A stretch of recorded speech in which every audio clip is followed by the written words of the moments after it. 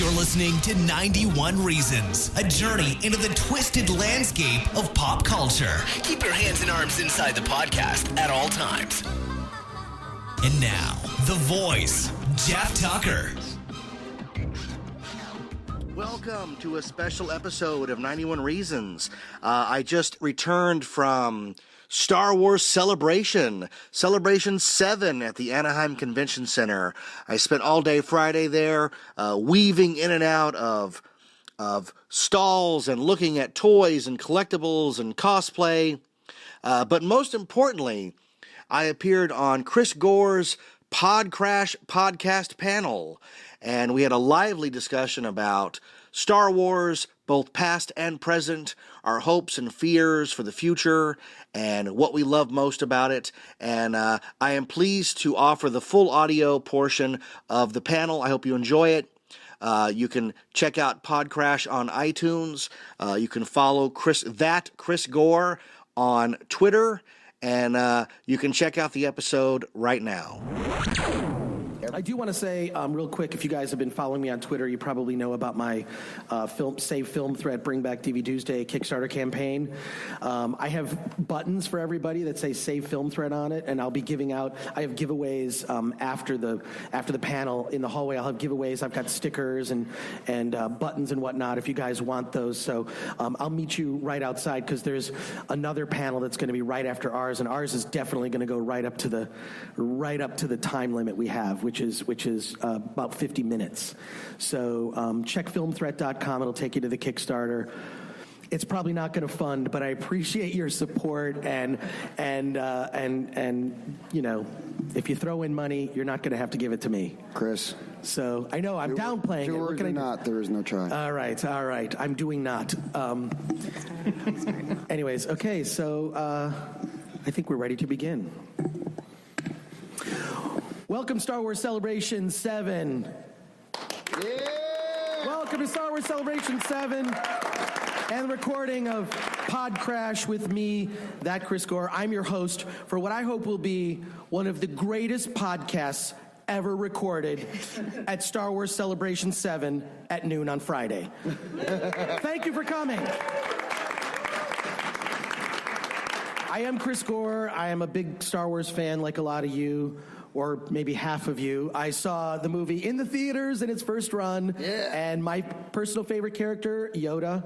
I think Empire Strikes Back just made me a lifelong Star Wars fan, and that's why I wear this jacket, and which is also adorned with patches. I'm going to ask each of our panelists, and go down starting with Elliot, to introduce themselves, tell us what's your favorite character, and what you think that says about you and fandom. Okay, my name is Elliot Sirota. Wow, my favorite character. I mean, most people would probably argue that my favorite character is Boba Fett. And while I love Boba Fett, he's awesome, I would say Obi-Wan Kenobi is probably my favorite character. Because, I mean, the dude's just cool, straight out. He looks good in a robe. He does. And he can, you know, he's smart, witty, can fight. Screwed up a little with that training thing with that other kid, but we all make mistakes. And as far as what I think that says about fandom, you know, I think that that's a character who's very iconic, and you know, he's the, you know, if you look into the Joseph Campbell lore and all that stuff, he's the teacher, the one who. And then getting to see his origin as well was really cool, and so I think he's a character worth studying a bit more and looking into. Cool. Jeff. I'm Jeff Tucker, host of podcast 91 Reasons. Thank you. My favorite character from day one, because I saw Star Wars initial run, Luke Skywalker. Who else? He's the hero, and more than that, Luke, because you're either like a Beatles person or an Elvis person. You're either a Luke kid or a Han kid. My friend Carl Harmon was Han because Han was cynical and crazy. I was Luke because I wanted to get out of my house. I wanted to see what was out there. Luke represents the hope in A New Hope. You know, The New Hope is referencing what the Death Star plans, right? But it's also referencing this young kid who's going to come out of nowhere and say, anybody can be a hero. Now, he has a good lineage, right? But we don't know that at the beginning. So Luke represents the hero in all of us. And if Obi-Wan is the wise teacher, Luke is the guy who is actually going on the hero's journey. So Can I also just jump off what you just said, Jeff? Because everyone thinks Han Solo's a badass. I would say in all the films, Luke Skywalker is the biggest badass. He blows up the first Death Star. without use of his computer. He takes down Jabba the Hutt, the vile gangster. He goes to his father, Leia, yes, Leia, but he takes down, right. He then he goes to his father, hands him his lightsaber, turns himself in. It's I don't know. I just think that Luke is the biggest badass. Luke is the badass. Right. Matt. And you forgot you took down 2 Imperial walkers. Remember, he said just use your graphic cables. And then all of a sudden he did when he shot the guy. Fair point, sir. Fair point. 1 to Gryffindor. Okay, now, Matt, let's hear from you. I'm Matt Kyle, formerly of G4, currently of Sifted Games. My favorite character, my favorite character is Han. I was not old enough to see the original in the original run, so I saw the reissue. And I saw the reissue, and I saw Empire when it came out, and Han's instant draw on Vader in Bespin, it was the most awesome thing I had ever seen at that age. Because here's a guy with no force powers, no nothing, and he just drew on the baddest guy in the Star Wars galaxy. And it didn't work, but, you got to applaud that just fearless effort. Right on. Mindy. Hi, I'm Mindy Marzek, and I'm a freelance writer and blogger at budgetfairytale.com. Thank you. Yes, huge fans. Thank you. My favorite character is actually also Yoda, so thank you for stealing that from me, Chris. But also, I really like R2-D2. Speaking of badass, how badass is R2-D2? He just, crushes everything. And then I love the Ewoks. So basically anything, compact and adorable is what I like. And then, of course, when the female Jedis showed up in the prequels, I'm yeah. So you like Star Wars characters under 3 feet? Sure, you could say. That's great. Charlie. I'm Charlie de Lazarica. I'm a filmmaker. That's it. My favorite character is Pruneface, actually. I was trying to think who's my favorite character and which one I had the most emotional connection with all these years. And there's one character who actually kind of made me cry when I saw The Empire Strikes Back in 1980, and then made me cry yesterday when he said, "Chewie, we're home." And that's Han Solo. I love Han Solo, and I love everything he represents. And you could say that Star Wars is about blowing up the Death Star or fixing the hyperdrive or blowing up a second Death Star, but I think it's about getting the princess. And Han got Leia. And did I say that correctly? And I was in love with Leia, so Han's my favorite character. Cool.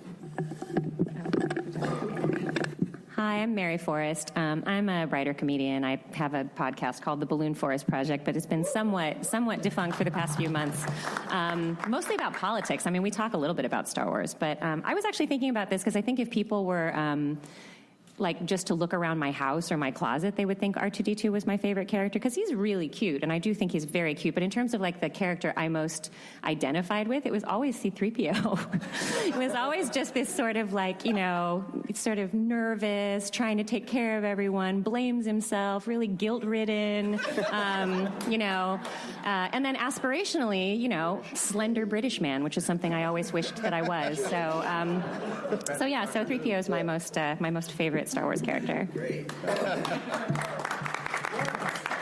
Hi, my name is Lawrence Green, and I am a member of both the 501st Legion and the Rebel Legion. And so I'm going to bring balance to the Force here because I'm with Jeff. My favorite character, if you can't already sort of tell or you don't recognize me, is Luke. Actually, as a kid, I wanted to be either Luke or Stormtrooper when I got into the action figures in the movies. And so through the different legions, I'm basically both. And I am the Luke from the Moves Like Jabba video and the Rose Parade and a couple other things. So I got to actually become Luke Skywalker.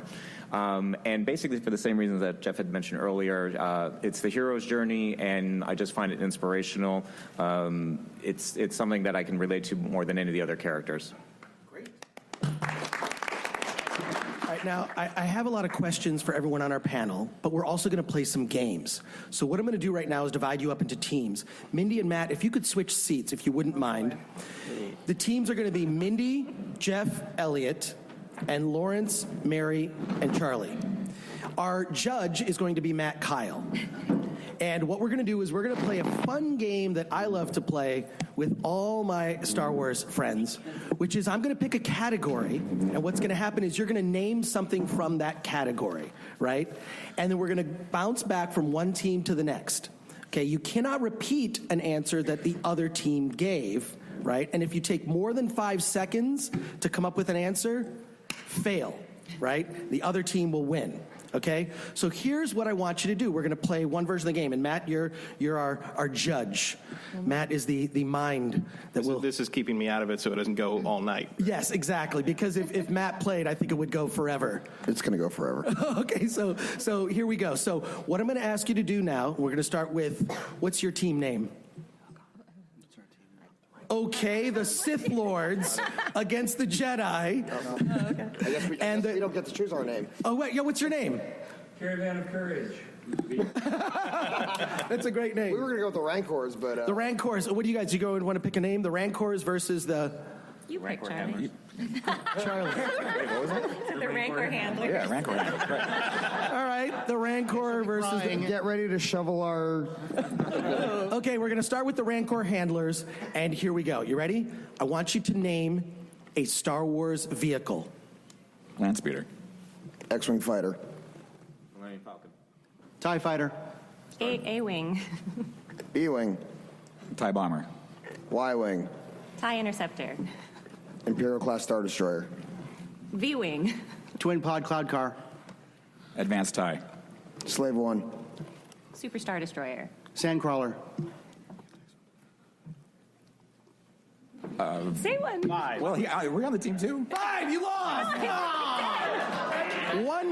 One point to the Rancors. Jump in, don't wait. 1 point to the Rancors. Okay. Speeder bike. This is a fun game. Hey, I'm glad I brought my Kenner checklist. We're going to be playing more of this game as we go, but I also want to start with, okay, we all saw the trailer yesterday. I think a lot of people said tears were brought to their eyes for that final shot. We finally got to see, Han Solo, and we got to see the characters that we grew up loving. I'm going to ask you, what's your new hope for this next trilogy? The last trilogy, the prequel trilogy, was mirrored in a little controversy. It's both loved and loathed.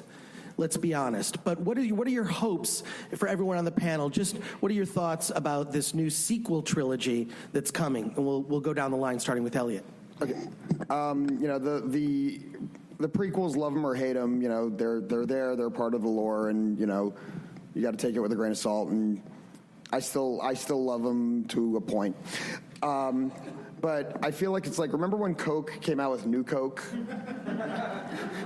and everyone was like, what the hell is this? And then they were like, okay, we better bring back regular Coke.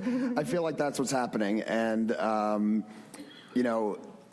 watched the new trailer, and I was just like, when you see the Falcon flying through, into the engine of the Star Destroyer, and I teared up just seeing the Star Destroyer right at the very beginning, because at first I was like, is that like a settlement on a hill? It's and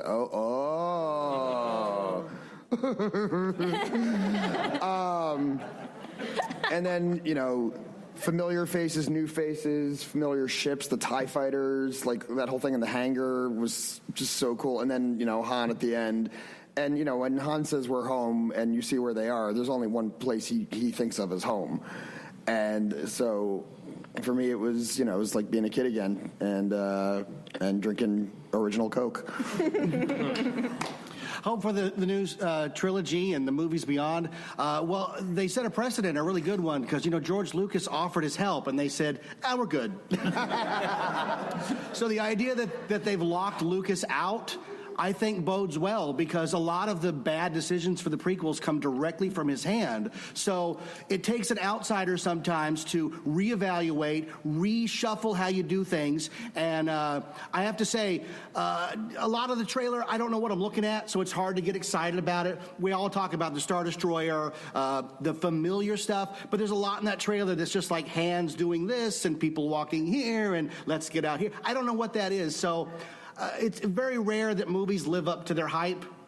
You know, last summer, Guardians of the Galaxy, I thought was going to be a mess, and it was fantastic. So it was really hard to see Guardians last summer and not think, gosh, Star Wars has their work cut out for them, because James Gunn just made the new Star Wars. So I have high hopes for it. I'm a little hesitant. I'm not going to collect all the stuff like I did, because I've still got a blow-up Darth Maul chair and 20 Jar Jar Binks figures still in the package. All that crap from Midnight Madness, and they're doing it again. So I think the biggest moment yesterday was when that Ball 2D2 rolled out, and it was like, oh my God, they built it. It works. I don't know how they did it. It's practical. So that's what I'm hopeful for. So let's hope that they've knocked it out of the park. As the casual fan on this panel, I want them to be good. I just want them to be good. I don't want bad acting and bad line reading. I just really want them to be good, and I want everyone to love them. As the very non-casual fan, the thing that struck me after all the nostalgia hit me and everything is that I think Rey looks awesome. I don't remember the actress's name. Daisy Ridley. Yeah, she looks great. I love the costume design. I love the idea, as far as what we know about the character, and I hope, out of her we get a total badass female Jedi who's a main character that really kind of fulfills the promise you had to kind of imagine with Leia. She had the Force. Maybe after the movie she became whatever. The expanded universe did that. But I hope we really get a solid central character who's a female Jedi and is awesome. Cool, great. I'm looking forward to seeing the band back together. I mean, I want to see our old friends back. I want to see what they've been up to or how they've changed over time. I want to see how the galaxy has changed. I want to see what an imperfect resistance looks like, what a shattered empire, now the First Order, it's called. I want to see what that's like. But mostly, I want to see Star Wars fans unified again after all these years, because before the prequels, and even before the special editions, I felt like Star Wars fans were pretty much under the same roof. We all loved pretty much everything. I mean, even weird stuff or subpar stuff, we loved it. And the special editions and the prequels really kind of put a strong divide between kind of old and new fans. And I hope that this one is a healing balm that just kind of brings us all together, and we're all back in the same tent, basically. Cool. Well, I felt like I think it's scary thinking about what's going to happen with the movies, because over the years that we've kind of been teased with the possibility of what was going to be coming, all of the anticipation. I mean, it's a really dangerous place to be trying to please Star Wars fans. And because we've been burned, right? I mean, we've had some disappointing experiences, shaming experiences of waiting in line and thinking that something was going to be awesome and then realizing oh no, this is a bad thing. So I definitely think not having that feeling, not having the literally friendship-ending conversations that happened after the Phantom Menace, or where you'd be like, I like that guy, and then he says, I love the Phantom Menace, and you're like, duh. It's it actually became a litmus test for whether or not a person was, cool to hang out with or whatever. So yeah, I mean, I really want them to be awesome movies, and I like the idea of seeing the band back together, and in the way that I would if David Lee Roth started playing with Van Halen again, that kind of the actual band, right? And maybe Eddie Van Halen was from 20 years ago when he wasn't falling apart so much. But anyway, I'm very much excited about it. I'm not a big J.J. Abrams fan, but I don't want to necessarily test that here in this room, because I'm a Star Trek fan. So for me, I feel previously betrayed. Yeah, but he's a Star Wars fan. I know, and he made a big point of saying that the whole time that he was taking over the Star Trek franchise. He just kept on going, oh, Star Wars, and I was just like, great. Well, I'm glad that he's getting a shot. I hope that he's going to take it really seriously and And I wonder if there's any way that I really have so many Mace Windu action figures. I don't even know why. I think that was given them. Like, I have like a whole bag of them. So maybe at some point there will be some way for me to parlay that into something with whatever toys come out of this movie. So yeah, I'm looking forward. Just real briefly, I mean, I echo everything that has already been said. I'm also a super fan. For me, I just want that vibe back. It's hard to articulate it. We'll know it when it's there. That's pretty much what was missing, at least from the first two prequels. Revenge of the Sith kind of reminded us of what the original trilogy had. It touched on it the closest. So that's what I'm looking for. The first trailer, I have to be honest with you, I didn't get that. The second one, I got it completely. For me, it was actually hearing the Luke lines because it connects right back to Return of the Jedi. And then the payoff was with a Han being revealed at the end. So I'm hopeful, but also like Mary, I'm a bit on the fence with JJ. So I'm just keeping it close and hoping he can go in and really deliver. But I have more hope now than I did after the first teaser.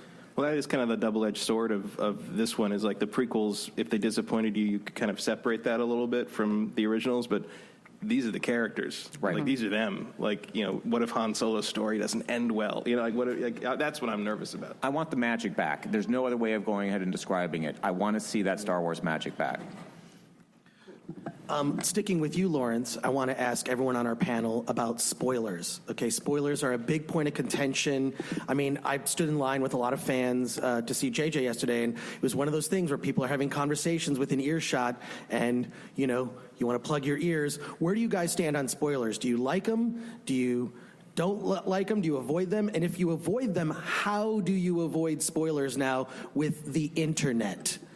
So, Lawrence, we'll start with you. We'll go all the way down this way. Okay. So, it really depends on the project. For Star Wars, someone made sure that I went ahead and watched the first teaser because I was like, I'm going totally spoiler-free on this. That changed back in November. And then, of course, being here, I felt I had to go in. But what I do is I just make sure I don't go ahead and even tempt fate. I stay away from it. If I see an article, it's like, that's good. I can read about it later because half the stuff will probably be fake anyway, and I don't want to be like, oh, no. And then I can honestly go ahead and say that it's hard. There are, however, only two movies maybe three, that I've ever been able to be completely spoiler-free. Revenge of the Sith, I mean, nothing, and then Dark Knight and Dark Knight Rises. I made sure, did the whole thing in the movie theater, closing my eyes, plugged my ears. I went total because I wanted to be completely blown away, and it paid off. So other than these two teasers, that's my exposure for Force Unleashed. Awakens. Or Awakens, thank you. I actually have a real sort of Zen attitude about spoilers. I don't really care. I'm very respectful of other people's desire to not have things spoiled, and I'll go out of my way not to do that. But if I hear something that reveals something to me, that doesn't actually ruin anything for me. So I'm kind of okay with it. I do think that someone should have already created some kind of technology with Twitter where you could just enter like the hashtags you want to block, so that you would just not, because I think that's the way people get things spoiled now, is just like randomly scrolling through a feed and something pops out at you and you're like, oh my God, it's his father. You know, it's like, it's that, you know, I don't necessarily know that there's any other way to protect yourself from it. And also, I mean, people are jerks. I think there's people in my life who literally will come into a room and be like, wow, have you been watching Sons of Anarchy? Didn't know that girl died. And you're like, yeah, I'm not there yet. But you just have to kind of, like, I don't know if it's a training thing. I don't know if it's like a weird social thing that people don't get. But I live with it, and I'm fine with it. But I will never spoil anything for you. I promise you that. Yeah, I share Mary's thought on that. I don't want to spoil anything for anybody, and unfortunately, I've already been spoiled quite a bit on The Force Awakens. I mean, I got one mega spoiler dropped to me last year, and I'm really upset about it. However, I'm still looking forward to the movie, and I think it doesn't really matter so long as it's a good movie. I mean, there are many tales that are told time and time again throughout human history. We know how they go, and yet they're still compelling. I mean, you could take a movie like Titanic, and you know how it ends, but it's an engaging experience. So I think so long as you don't spoil it for other people, and I think the hashtag idea is a great idea, if you can filter that out. Absolutely. But also, I mean, I've worked on so many big kind of confidential movies where I've had to like sign a major non-disclosure agreement, and I've gone through the whole movie knowing what's going to happen for these big films, and people are asking me. And I've kind of like just switched that off in my brain. Like I don't even like, it doesn't bother me, and I don't, you know, it's like it's a roadblock with me right now. It doesn't really come in, doesn't go out. It's not a big deal. So that's good. Yeah, I I don't really care about spoilers. I don't seek them out. I don't like throw them at people if I can avoid it. But like, you know, like if the only thing that's attractive about a story is its plot, like it wasn't a very good story to begin with. So I've never had a spoiler really ruin anything for me. No one's ever seen a Shakespeare play without knowing the ending. The tragedy of Hamlet means that everybody's going to die. You know, like, you know, Romeo and Juliet tells you the end. People might not have seen Hamlet yet, Matt. I mean, that was really uncool. Get around to it. You know, Hashtag Yorick. But You're supposed to wait 1,000 years before you can actually naturally. But I think it's also kind of like, to me, the spoiler phobia thing is kind of unfortunate, and it's a product of the DVR world where, like, you know, everyone has their own little delicate viewing schedule, and I haven't seen any of Daredevil yet, you know. But yeah, I'm not going to freak out if someone accidentally tells me something that Kingpin does. But didn't see that coming. But you know, I just think it's too bad, because I remember when The Simpsons first premiered back when I was in middle school, and the next day everybody in the playground was talking about The Simpsons, and I imagine that doesn't really happen anymore because people don't watch things live, and that kind of we've kind of lost to each other in person. Yeah, that too. But we've kind of lost. Or if you were at a playground now at this age, that would be weird. We've sort of lost this national conversation thing about where everybody sort of was on the same page pop culturally, and now that doesn't really occur anymore. And even in line at a Star Wars convention, you don't quite know what you can say to someone. So that's unfortunate to me. Yeah, I actually I hate spoilers, like when I'm online and they pop up. But it's funny because when the Phantom Menace came out, I worked at a movie store, rest in peace, Suncoast Motion Picture Company, and we got the novelization for Phantom Menace, and I started reading it while on my breaks, and I got sucked in. I was just like, oh wow, this is like really good. And then I went and saw it in the theater, and I'm like, what'd they do to my book? The book was great. And then yeah, they were great. And then so for the other two prequels, I did the same thing. I read the book before I went and saw the movie at midnight. But so I guess I'm okay if it's on my terms. But I still I'll go see all the movies at midnight so that I know everything, and there's no fear of spoiling through Facebook or whatnot. As a guy who, when I was 11, there was a kid at school who had the Return of the Jedi storybook, and I traded my cheese pizza so I could read it. I never had a problem with spoilers. It doesn't change how the movie unspools on the screen for me. So as a guy, I've already seen Force Awakens, so it's not really a big deal. The Jar Jar cameo is a little weird, but most of it's pretty good. So Spoiler alert. I'm kind of with Lawrence on this one, at least for this movie. I don't care about spoilers for Age of Ultron or Batman versus Superman, stuff like that. But Bruce Wayne is Batman. Oh man, are his parents dead? No. But I remember my parents took me to see Star Wars when it first came out in the theaters when I was 5 years old, and they were like, "We're going to take you to see this movie everyone's saying is really cool and you'll probably like." I was like, "All right, I don't know what this is," and I came out of it, changed, and that's what I want with Force Awakens, and so I'm trying to avoid spoilers as best as I can. Obviously, anything that's put out by Lucasfilm, I'm cool with. When JJ did the videos, with the X-wing or with the little dude with the packs on his back, and which was practical, which was awesome. And the teasers and the new trailer and stuff like that I'm fine with. But when it's like, you heard that, Benedict Cumberbatch is the new Sith Lord, and well, it's not confirmed, but I'm pretty sure it's true. And I'm like, shut up. And people, I've actually had people try to kind of force spoilers on me that they've heard. They're like, well, then I heard that. Then I'm like, no, I don't want to hear it. And they're like, no, I'm just trying to shut up. And they really don't. Some people are they're so excited about it, and I appreciate that they want to share it, but at the same time, be respectful of the people who don't want to hear it. Can I just say, for one thing, what's amazing to me that I'm a big soundtrack fan, and so I often will buy a score for a film before a movie, and it's actually in the Star Wars ecosystem where I've had films spoiled for me just by the track names. I was really surprised, with Phantom Menace, it's like Qui-Gon's funeral. I don't know who this Qui-Gon guy is, but I guess he's going to eat it in this film. I knew because I read the book. Yeah, so it was like, oh, well, see? Well, you were prepared. But so I think, that's one of the things, too, where it's amazing that some other part of the franchise doesn't go, oh, we need to protect or that people aren't keeping track of release dates or something. Or maybe they should just use numerical indexes for those. Well, it's interesting. In the soundtrack for Batman Begins, all the track names are named after types of bats. Yeah. So it doesn't even tell you what the track is. Hans Zimmer must be wise to that, right? Yeah.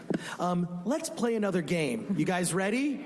Let's see. The Rancors are up by 1. The Rancor Keepers have 0. Let's play another game. We'll start with you guys, okay? And we're going to be playing for Star Wars planets. Name a Star Wars planet. Ready? Raxus Prime. Jakku. Coruscant. Alderaan. Dagobah. Mustafar. Hoth. Alderaan. Tatooine. I just said Oh, Alderaan. shit, sorry. I'm sorry. Sorry. Oh, You were that's in the okay. zone. It's okay. You were in the It's all zone. right. It's all right. But 2 points now for Rancor Keepers.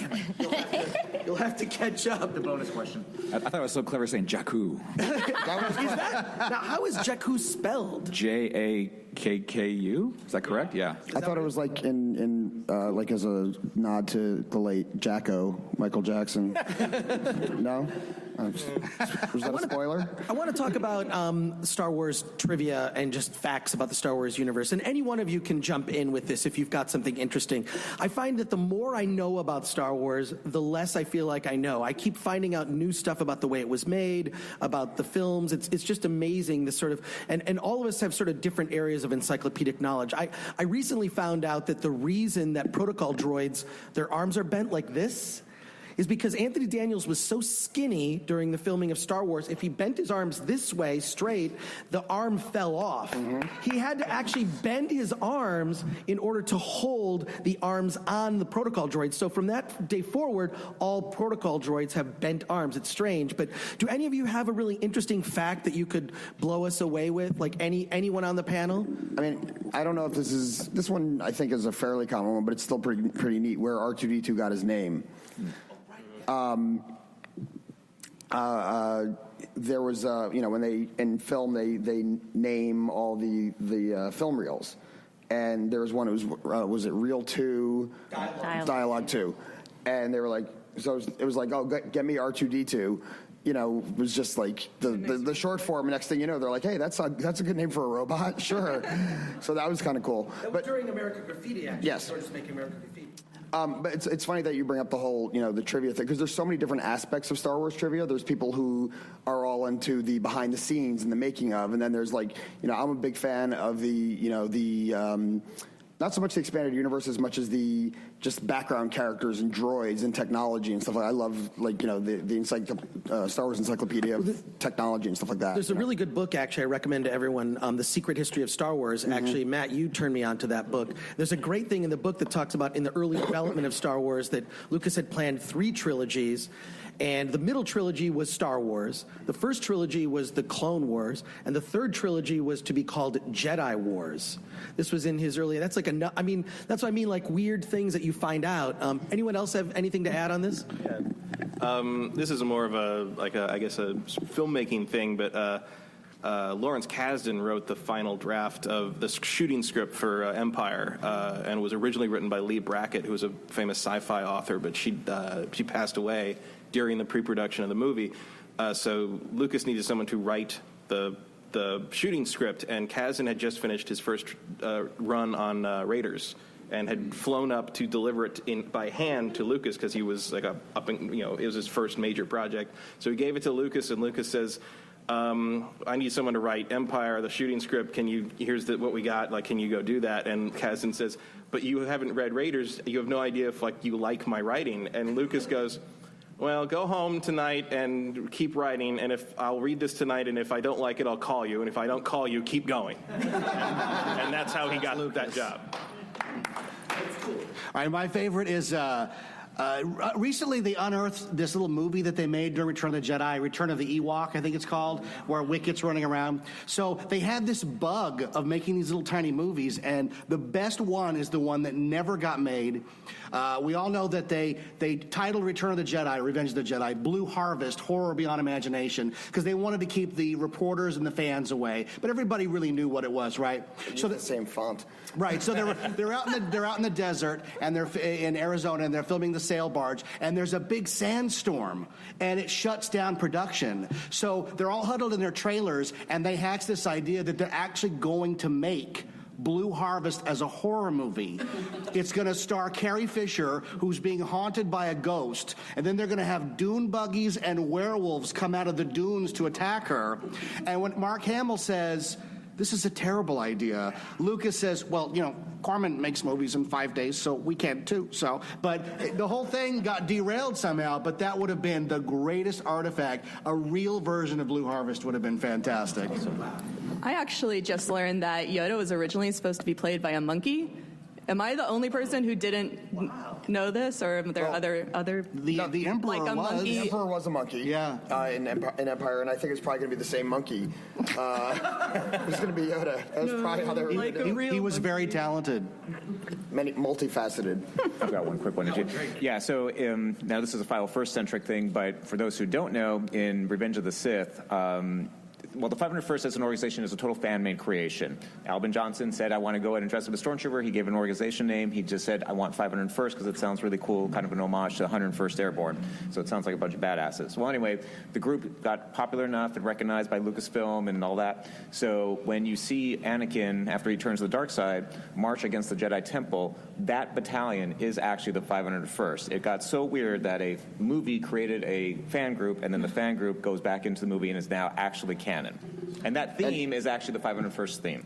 And another example of that is in Clone Wars. There's the R2KT droid. Yes. Another fan created thing for Albin's daughter, correct? Right. And R2KT was in an arc.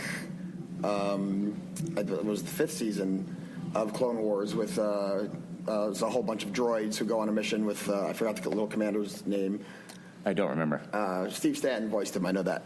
And I was like, that's so R2KT is part of the universe now too. And it's like a lot. It's kind of neat to see how the fan creations kind of ease their way in when they see something they like. They're like, ooh, the fans are know what's going on. Let's show them some respect. You guys ready to play another game? Sure. Are they? Here we go. This time. Okay, are you guys ready? We need you. All right, we're going to start with the Rancors because they're ahead. And we're going to go with alien races. You ready? This will be a quick one. Alien races, go. Trandoshan. Jawa. Rhodian. Duncan. Minok. Doug. Geonosian. Wookiee. Wampa. Ewok. Ithorian. We already say Ewok? Did someone already say I you didn't hear it. Did we do it again? I didn't say Ewok. As a big fan, I wouldn't have said Ewok. Well, okay, you guys. Ithorian. Bothan. Deveronian. Nice. E.T. Unfortunately, that counts. That was great. Oh my Aqualish. Aqualish. Oh, nice. Human. Human, yes. Nemoidian. Nice. Tauntaun. Jawa. Repeat. Was it? Wait, Jawa was already said. One point for the Rancor team. Okay. I said Jawa. Now let's go. I want to talk to you guys about memorabilia. Everyone has a piece of Star Wars memorabilia, something we got as kids. I brought a couple things. I asked you guys to bring stuff. I know it's not possible to bring I'm stuff. wearing mine. I've got this is a custom-made George Lucas action figure in the original 12-card thing, which is pretty cool. And then this is the one thing I love also about Star Wars toys. This is a die-cast Millennium Falcon, which came out like, 78, 79. I had this when I was a kid. What's cool about it is how dirty it is. Star Wars toys were meant to be played with, and I remember as a kid, this is Michigan dirt from where I grew up in the Midwest, and I have no interest in cleaning it up and making it look nice and shiny new, because this is something I've had since I was a kid and played with, and I love that it's dirty. I think that's cool about Star Wars toys. People play with them. So can you tell me? It looks like the real thing. It actually kind of adds really to cool. it in a way. But can you tell me about a piece of memorabilia you have, what it meant to you, and if you have it, share it with us. I don't have any of my memorabilia with me because I'm kind of wearing memorabilia. I'm wearing. Well, this is fan-made memorabilia, but as far as like when the actual, toys came out and everything, I begged my parents to get me the mail away. I understood that, like, it doesn't come with the figures, and, but and they were like, well, we don't really understand what this is about. But when we went down to visit my grandparents in Florida, and the big thing was like, oh, now we're going to go to Toys R Us, and, you get a present at Toys R Us. And we get there, and they had every original, all 12 of the new figures, and they had the X-Wing and the TIE Fighter. And my grandfather goes, well, you can have all the figures and one ship. And I was like, X-Wing. Like, I didn't even, hesitate. Had to have the X-Wing. But I remember, I'd never played with toys so much as I did with my Star Wars toys. And I would set up dioramas, and I would, and I still have some of my few original ones. And, now I've gotten more into things like the Gentle Giant stuff and the Sideshow Bus, stuff when I can afford it. And I mean, for me, it's amazing to see the level of quality and everything that the memorabilia keeps increasing, and it's just so amazing, and it's really, really affecting my bank account. Other than I brought my son, whose legal name is Luke Skywalker. There he is. Yes, yeah. Awesome. I brought this from my collection when I was not very young, but I mailed away for the Anakin Skywalker. This was the final figure in the collection here in America. There was one more, the Yak Face, which unfortunately we didn't get. But it's my original home address where I grew up. It's unopened, and this Star Wars figure represents I got old. It came in the mail, and by the time I had sent the proofs of purchases and then waited 6 to 8, 10, 12, 15 weeks, by the time it got here, I didn't care about opening him and playing with him because I'd grown up and was now looking at Heather Thomas and the Fall Guy. So it's such a cool thing because it represents the young me and the growing older me, and it's pristine. And who wants to play with the old man anyways? And this character doesn't even appear in the movie. In this, guys, he's dead. But in many ways, he also this figure also represents your return to your fandom. Yes, because there was a moment when, after I got married, I went back in the garage and I Indiana Jones it and unearthed it, and I was like, here it is. I take it, I bury it in the sand for 1,000 years, becomes priceless. And you know what? It says Kenner, and long live Kenner. Who cares about Hasbro? There it is. Mindy, I'm curious, and also you describe yourself as a casual fan, but you read the novelizations of the prequels, so I think you're being modest. These guys. I had a really cool piece of memorabilia from a boyfriend at the time when Attack of the Clones came out.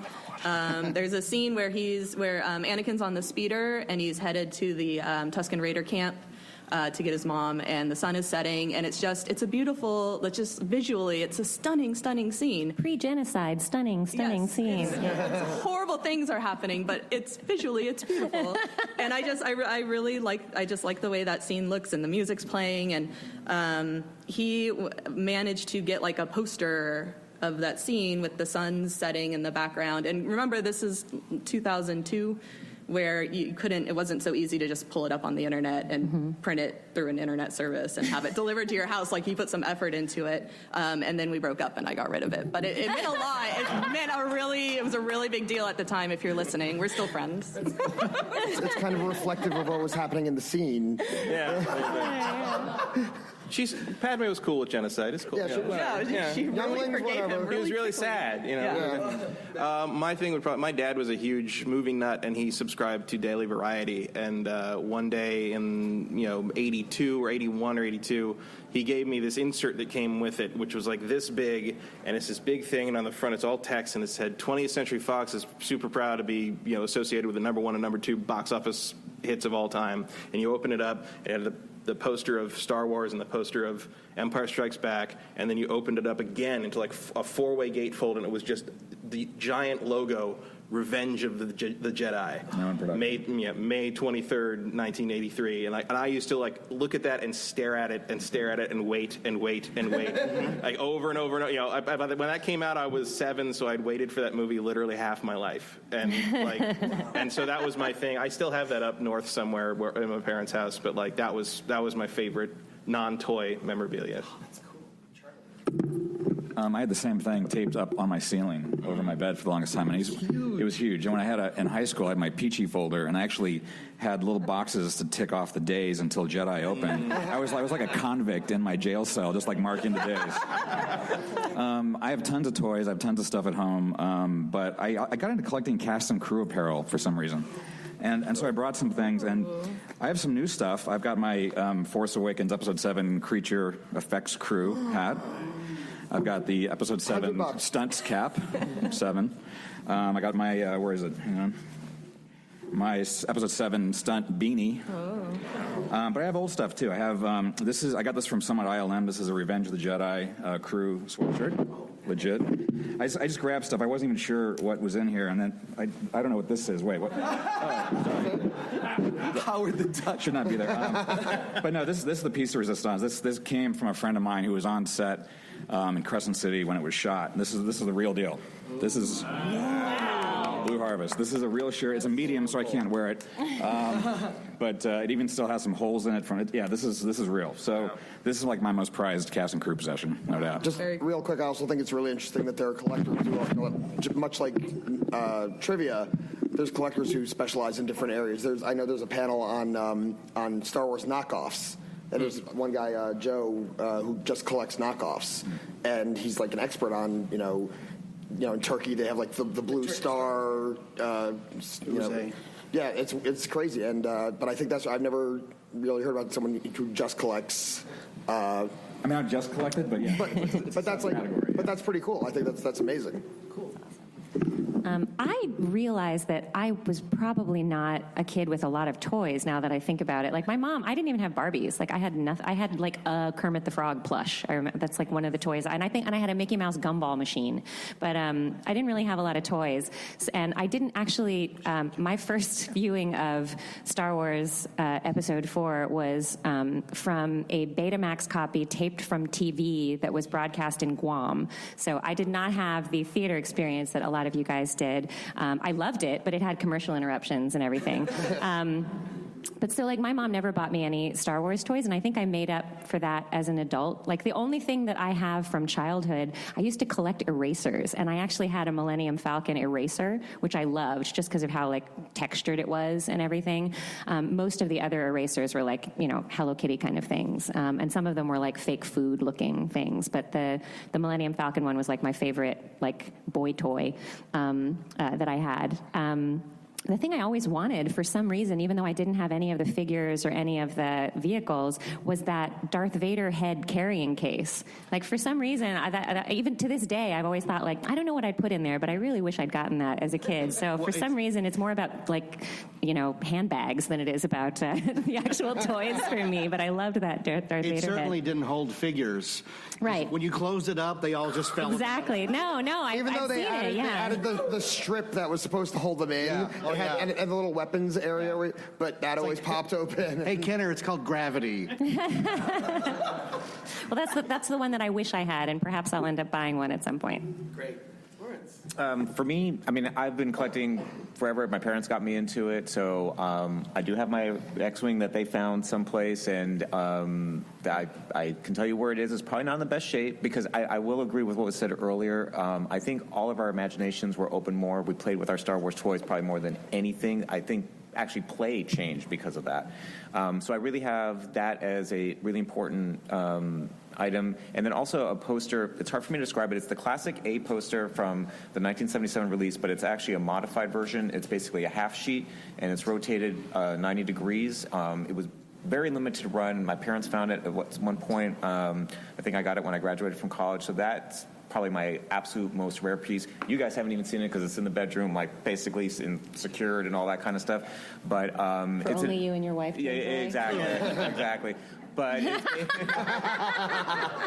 it's basically the classic style A sheet, but it's a half modified. It's an amazing thing, and Obi-Wan and Luke are a little bit more in the forefront, and there's a bank of X-Wings down below. It's an amazing piece, so that's probably my favorite piece. Cool.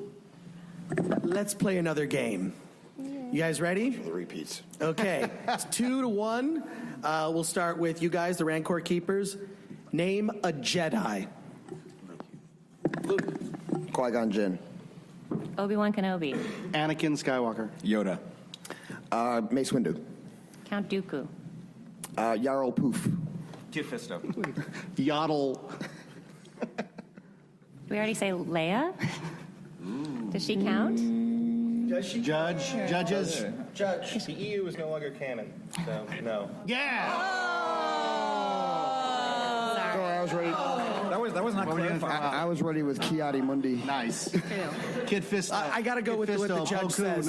Ships and vehicles and planets and stuff, but I don't. The story points. That's different. I got to go with what the judge says. We let him have V-wing. Yeah, and I did say Raxus Prime, which is from the games. All right. They're trying to give it to us. Look, this is what's beautiful about Star Wars. No hate. No hate. What's also beautiful is he just said it's a half sheet, half wing, A seats, A seat. We all would like, we know exactly what poster that is. Exactly. Yeah. Like a surgeon operating in the dark. We're going to move the pancreas. Yes, we know exactly. We're running short on time, but I have another question for you guys. I asked you each to prepare an answer for this before the panel, and it's about Disney's acquisition of Star Wars, right? We've all seen the success of the Marvel movies and the Marvel Cinematic Universe, the MCU, and I think one of the great things about the Marvel movies is those little post-credit sequences. I love the post-credit sequences on the Marvel movies. I mean, it's actually trained audiences in a way to stay through the credits, which is something I always did anyways, but it was like this Easter egg and a payoff for people who are real film lovers like everyone in this room. Now that Disney owns Star Wars, and we've seen the digital versions come out with some slight changes, now the Fox logo isn't on the beginning of them anymore, are we going to see like Marvel endings, post-credit sequence endings to Star Wars movies, and what would you imagine one of your endings to be? So pick a movie and then pitch to us your ending, post-credit sequence ending for any of the 6 current Star Wars films. And anyone jump in, no order to this. And I have one, too, that I'm going to share with you that I think is awesome. My post-credit scene that I would want to see the most is... For what movie?